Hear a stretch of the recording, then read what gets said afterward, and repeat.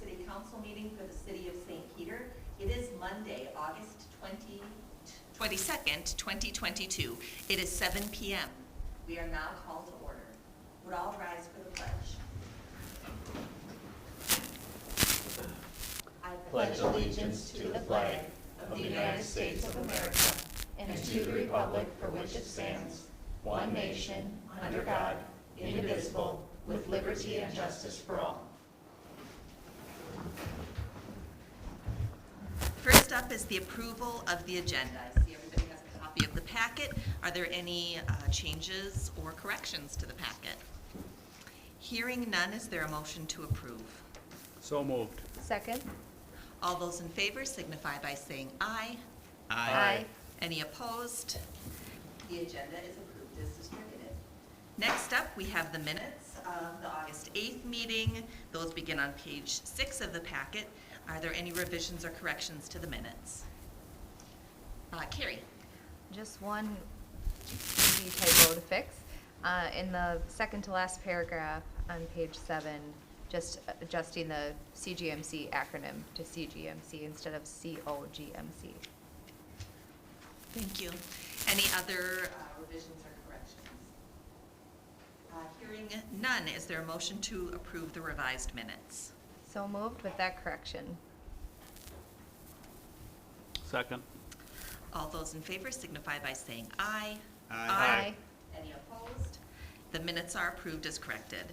Next up, we have visitors. We have every meeting a time for visitors to address the council.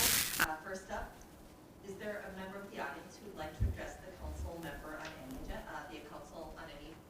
agenda items? Hearing none. General visitor comments. Is there any member of the audience who would like to address the council on any matter whatsoever? Hearing none, we will move on to the approval of the consent agenda. The consent agenda begins with the memo on page 8 of the packet and concludes with the resolution on page 28. Let's see, is there a motion to approve the consent agenda? So moved. Second. Let's see, the consent agenda appears, the resolution approving the consent agenda appears on page 28 of the packet and includes the following budgeted purchases in excess of $10,000 to Mankato Motorsports for a Polaris Ranger, to Core and Main for 3 fire hydrants, to Traverse de Sioux Garden Center for boulevard trees, to the appointment of Colleen Jacks to the Heritage Preservation Committee for a term of 2022 through 2024, and the schedule of disbursements for August 24th through August 27th, 2022. Are there any questions about the consent agenda? Brad? Question for Joel. This is more for clarification for people who might watch.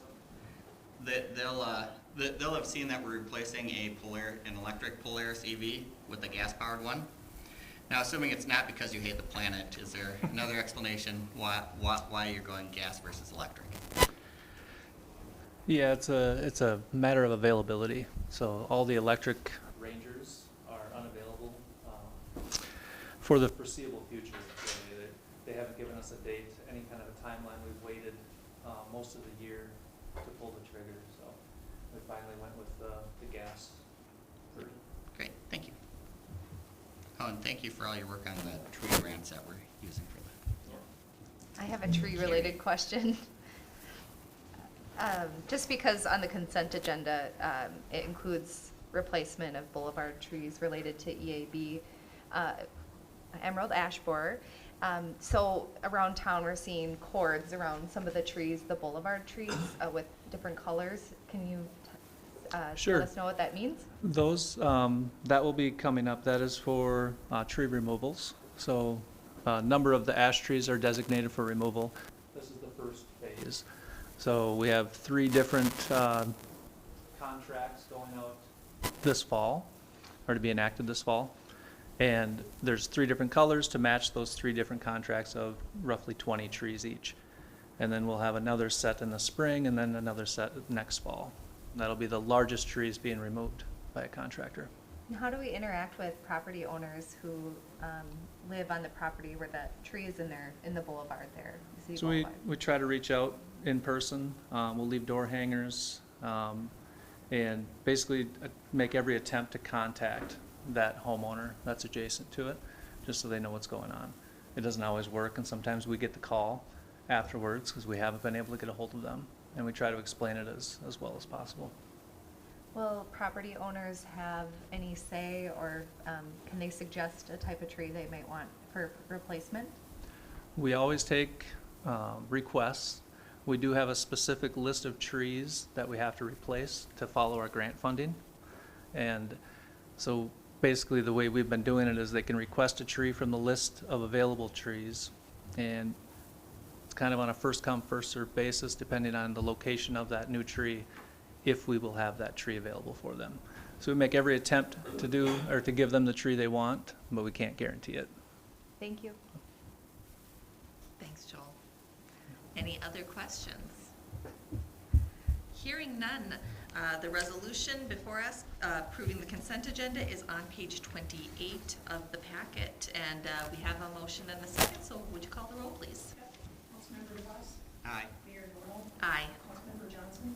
Aye. Councilmember Pettis. Aye. The resolution is approved. We have no unfinished business before us tonight. The first item of new business is the adoption of a resolution authorizing execution of a cooperative construction agreement with Nicolette County.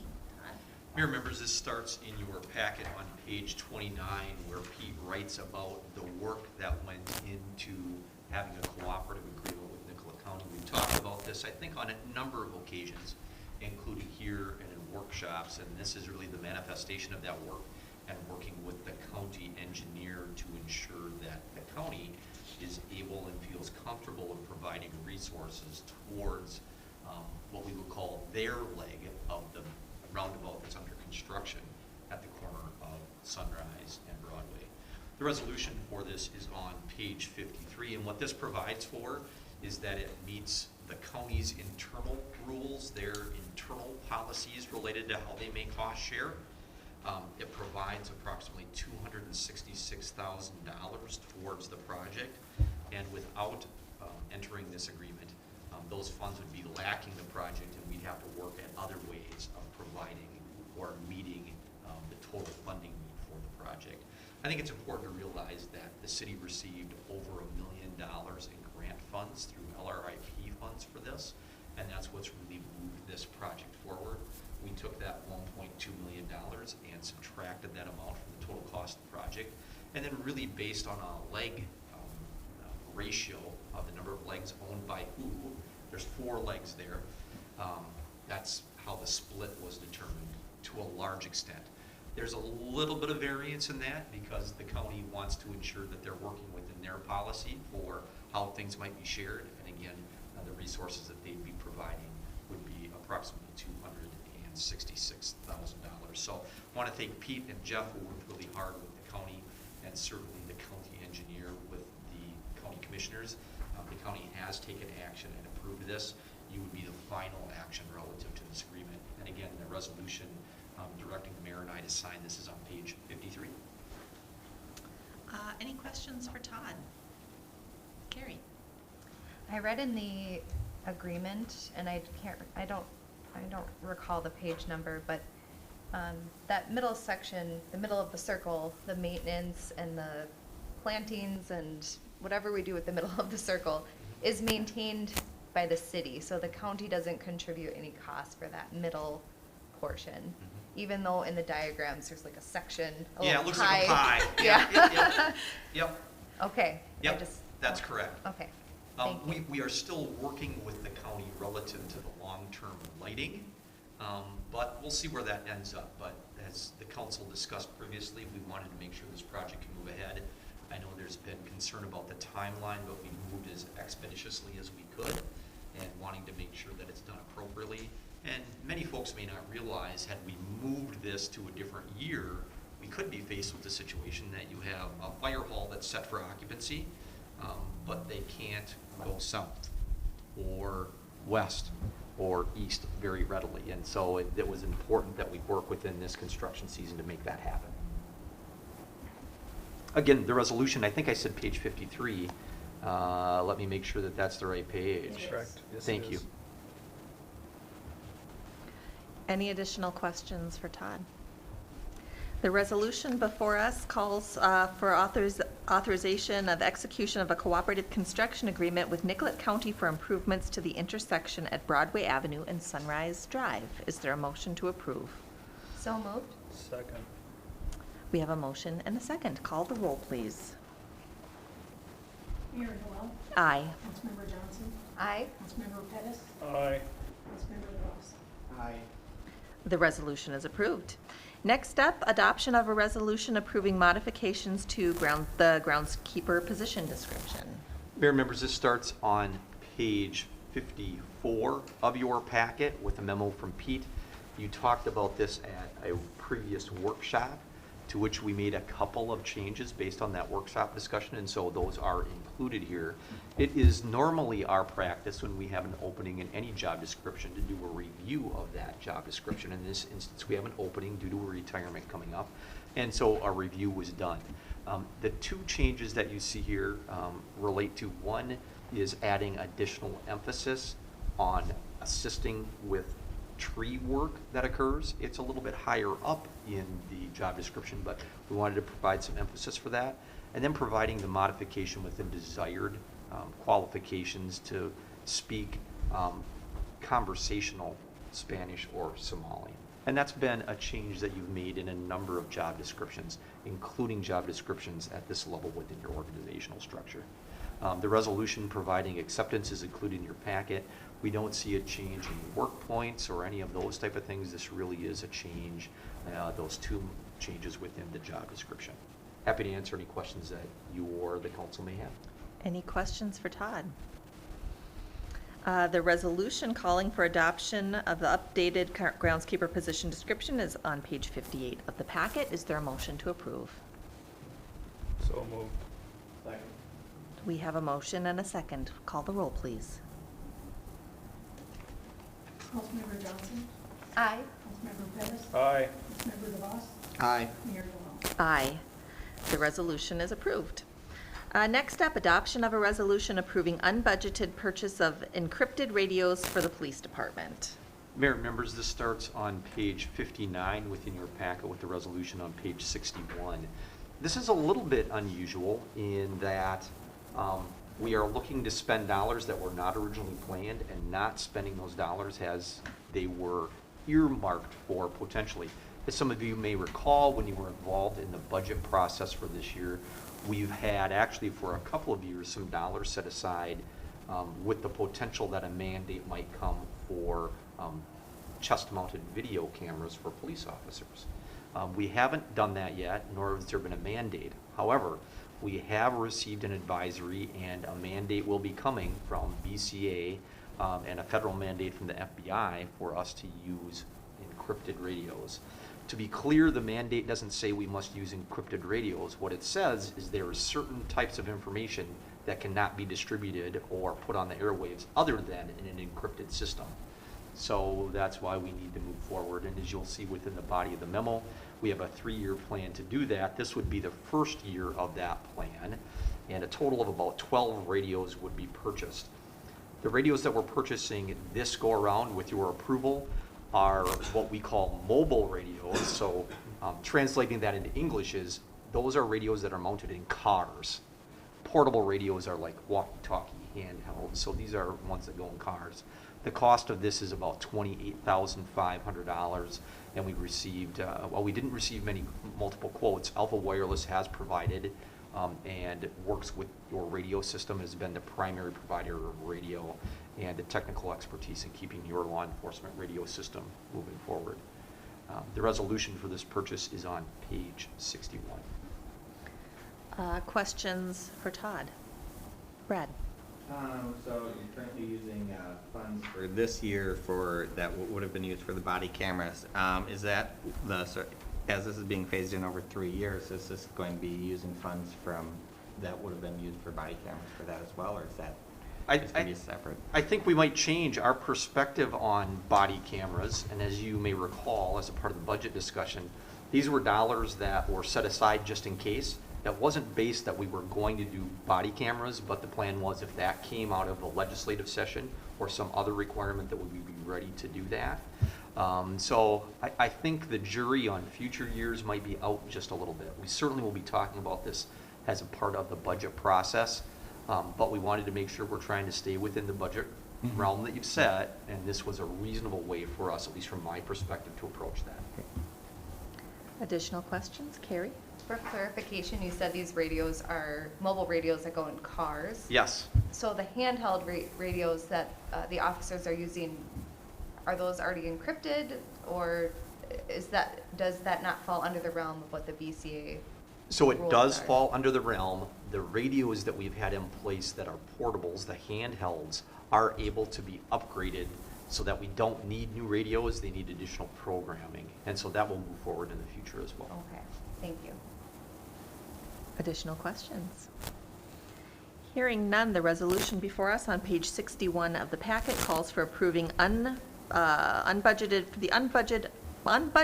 purchase of encrypted radios for the police department. Is there a motion to approve? So moved. Second? We have a motion and a second. Call the roll, please. Councilmember Pettis, Aye. Councilmember DeVos, Aye. Mayor Noel, Aye. Councilmember Johnson. Aye. The resolution is approved. Next up, adoption of a resolution approving execution of renewal lease for community education space at the community center. Mayor and members, you, I'm sure, are aware that Community Ed has rented space within the community center since the time the building was built, so now 20 years. We've had a number of leases with the school district, Community Ed, a series of them, and this would be proposed an extension of that. Their current lease expires here at the end of September, and so we've taken the liberty to move forward to suggest a modification to that lease, which would be an extension of 3 years at a rent increase that equals 3% in each of those 3 years. This is substantially similar to what you've seen with all of your other renters within this, with the one exception. Most of the renters have been on a 5-year cycle. In this one, we're at a 3-year cycle. I'm happy to answer any additional questions that you may have, but I do want to make one other point, that this lease includes not just the office space that they have, not just some of what I would consider the meeting room space that they have, which is really across the hall from their office suite, but it includes provision for utilization of the gymnasium at certain levels as well. So I think that's important to note based on the amount of lease and the relatively small square footage that they have. So. All right. Questions for Todd? All right, hearing none. The resolution on page 69 of the packet calls for the approval of execution of a lease with School District 508 Community Education for space in the community center. Is there a motion to approve? So moved. Second. We have a motion and a second. Call the roll, please.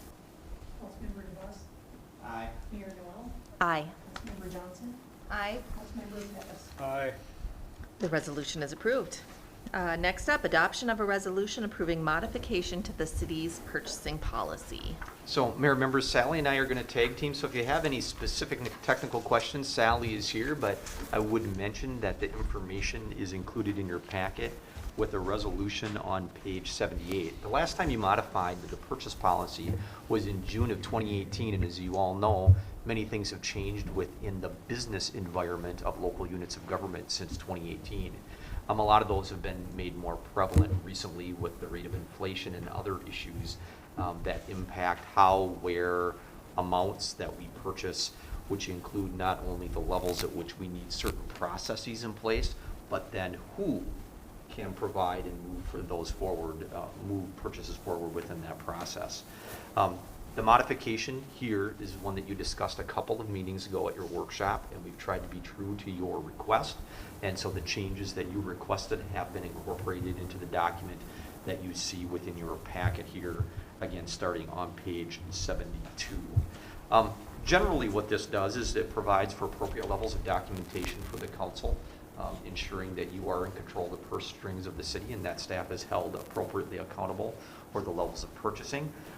It's modifying the rules by frankly increasing the amount of authority that staff has without your action, modifying when something, or really more accurately, at what level something comes into on the consent agenda, and then stipulates when you must go out for bids. And so really we have kind of three levels of things that go on as staff makes purchases and you approve purchases. First of all, it's a direct purchase.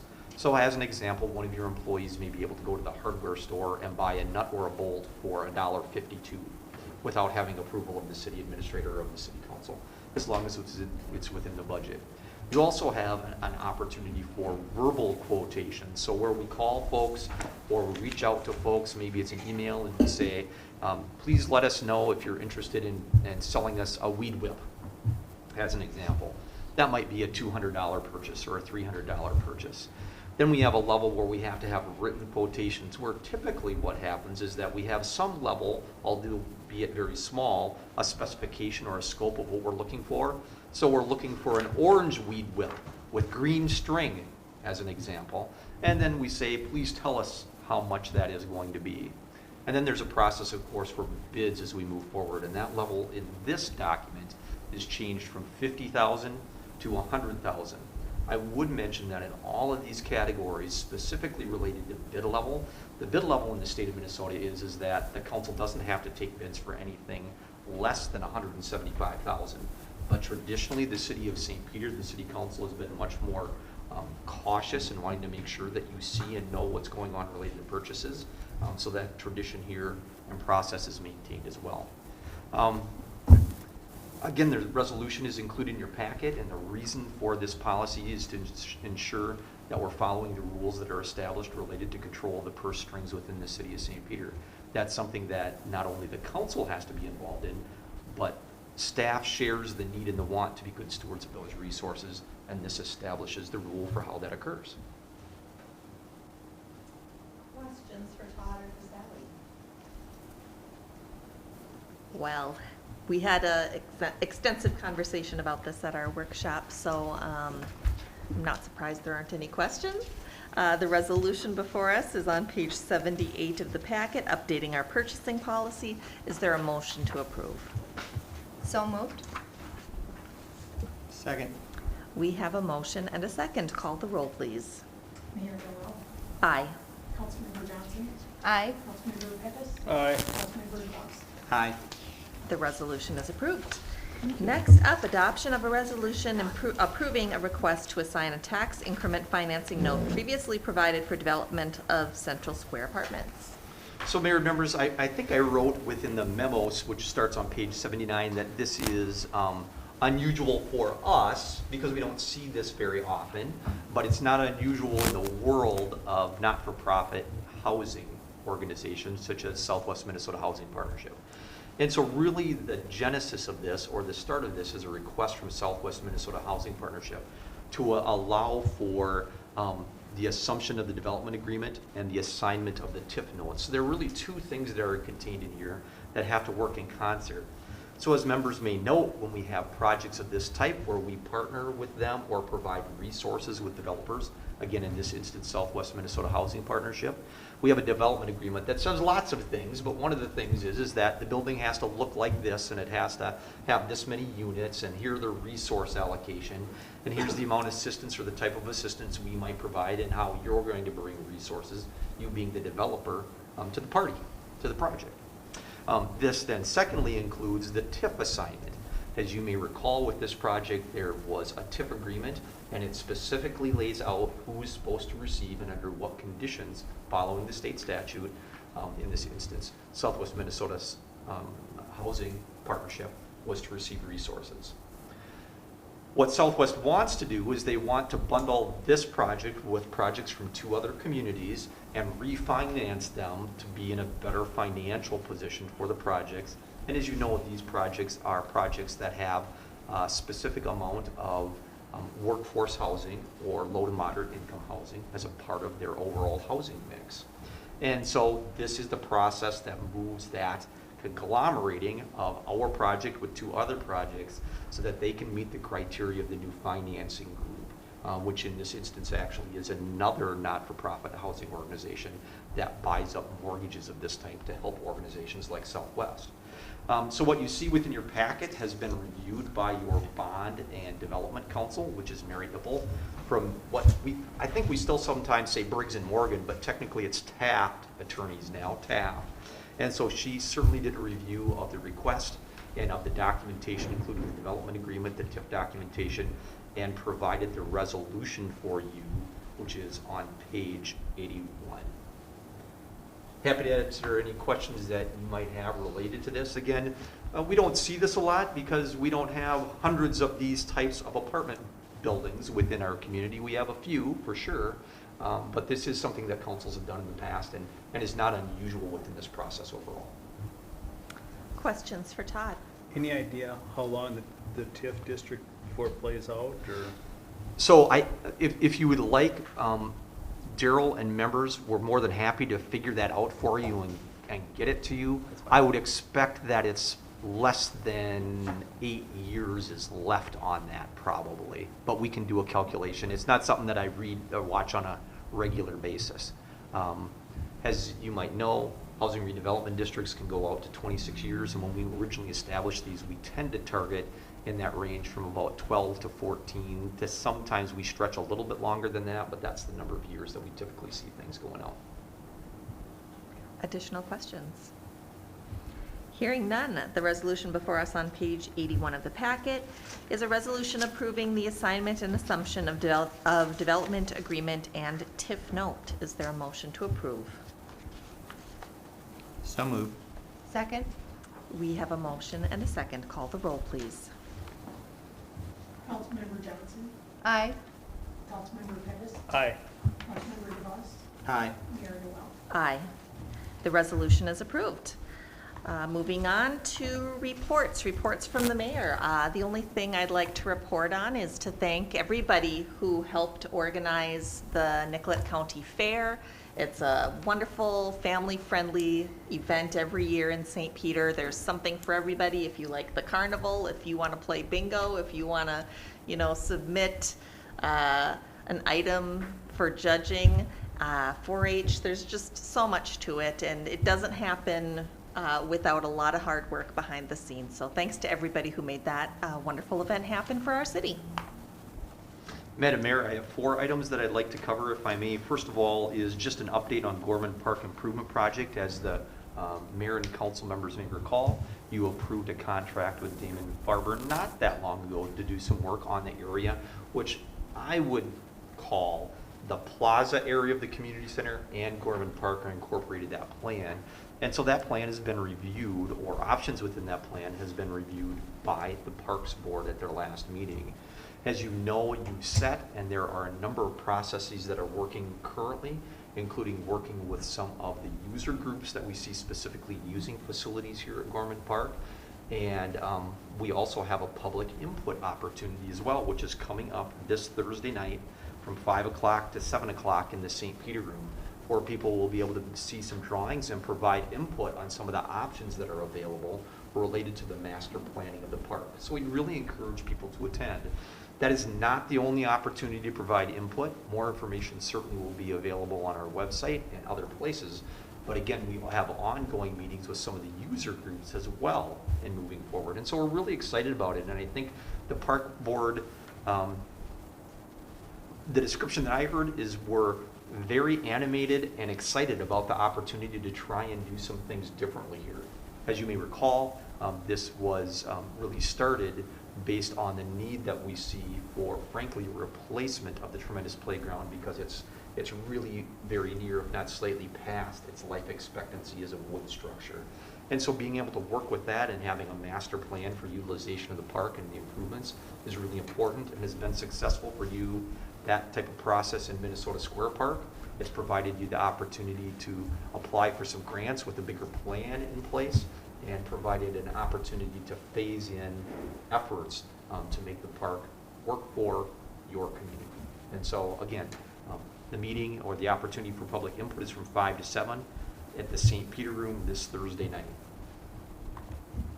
Broadway Sunrise Drive detour, want to mention that that work is going on, and so if you have questions about that, we're happy to answer as best we can. I do want to mention just a couple of things. The team, Joel's team, and with Jeff and Pete have been working on, we know that we've heard a couple of complaints about pedestrian crossing and signage there, so there's some improvements going on there, and some additional signage along the detours to help people find their way around. We really are hoping for people's patience in this project. We know it isn't exactly the ideal time. We tried to move as expeditiously as we could to ensure that we were at a good time, but frankly, there's no good time for road repair. And so Jeff and the team will continue to move them along as quickly as possible. We really wanted to ensure that we could do this, make use of those grant funds that we talked about earlier, and try and ensure a very safe opportunity for detours and as quick a construction process as we can make go. So stay tuned for that. But again, thank people for their patience and know that we continue to listen and make improvements and provide additional signage as we think is appropriate based on some of that commentary. So watch for that. Please, if you're first time taking your kid out to the new high school, look for that detour information on our Facebook page or website or other locations. We want to make sure that you can get there on time for sure for that first day of school for sure. The next item that I have, Madam Mayor and members, is just to remind council members in the community of goal setting session will be scheduled for next Monday. It's the 5th Monday here on the 29th, and that starts at 3 o'clock here in the governor's room.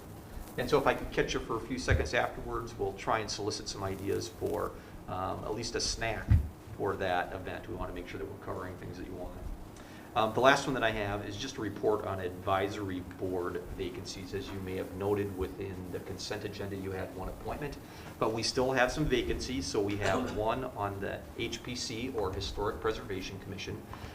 They do really important work related to the downtown, review of buildings, aesthetics on the outside of buildings, and signage in the downtown. They do important stuff, so if you're kind of a history buff, this might be a great fit for you. On the Housing Redevelopment Authority, we have one opening. So this is the board that helps manage Parkview Manor. So that's what I think many people in St. Peter call the St. Peter High Rise, the high rise that's located just west of Minnesota Square Park. And so it's a very important thing within our community and really helps seniors who are a very, very modest income to have high quality, affordable housing within St. Peter. So if you're interested in that type of work, we'd love to see something from you as interest. With any of these, you could go online and get an application or send us an email or give the mayor a call. Or I'll be happy to visit with you, and you can certainly call my office and we can explain more about what the job is and what the time commitment is for that type of activity. We have one opening on the library board. I won't go into much explanation about what that is. I think the name explains that pretty well, library board. And then one on planning and zoning. So planning and zoning that deals with plats and land use and future planning. We have some really great activity and some important activity that's going to come up for the next 2 years in 23, then 23 starting in 24 related to comprehensive plan. And so again, we're looking for members, one member for planning and zoning. And I guess I'd stand for any questions on any of those. Barb? Oh, yeah, thank you. Oh, God, it's such a great one, Barb. I do want to mention that the hospital picnic was moved from last Thursday to this Thursday. So from 5 to 7 at the hospital, you'll get to see a little bit of information about the hospital, what the hospital's doing. It's a great opportunity to visit with a little bit of the staff. It's at the park. I'm sorry, Golf Park, that's right. Usually we've had it in the parking lot there before, but this is the first year there. So that'll be a great event, and there'll be people from the hospital, Paul Meskin, the CEO, and others from the executive team will be there, as will board members, and maybe some of you. Great opportunity for a sloppy Joan to visit about really a very important thread in the fabric of community, which is Rivers Edge Hospital. And so we encourage you to stop by. And that's the same night as the Gorman Park. Yes, it So is. you Same can just you can make a night of it. Dinner Go- and a show. Go get a sloppy Joe. Absolutely. Although let's balance it. Some people go to the Gorman open house first and then get their food, and the others go get their food first and then come to the Gorman open house. You There sure you could. go. You sure could. If you play it right, Brad, you can go eat twice. Exactly. Well, I might just stay Yeah. with the free food. Thanks for reminding me Exactly. about Golf Park. They're really trying to use the facilities there with the restrooms and everything, so this will be a great first opportunity for them to do it there, so that's great. Thank you. Absolutely. Well, thanks to Barbara. Last item that I Yes. have is at the last page of your council packet, which I believe to be page 82. There's a resolution requesting closed session. This is requested based on Minnesota statute 13D.05, which allows for a closed session relative to real estate transactions. And so I do anticipate that should you go into closed session, you will only come back into open session to adjourn. I do not anticipate any action other than an adjournment after that closed session. Again, that resolution is on page 82. Before we call for a motion to approve, are there any other report items? We had our first construction meeting for the fire station last Thursday. Monthly construction meetings. It's kind of fun seeing what's going in the ground and talk some schedules and things like that. So that is moving right along also. Very exciting. All right. Hearing no other report items, the resolution on page 82 of the packet calls for a closed session. Is there a motion to approve? So moved. Second. We have a motion and a second. Call the roll, please. Councilmember Pettis, Aye. Councilmember DeVos, Aye. Mayor Noel, Aye. Councilmember Johnson. Aye. The resolution is approved. It is 7:36 PM. We'll close this session. Yep. And And adjourn. so we'll meet in closed session down in the Traverse this room. Recess. Recess. Yes, recess.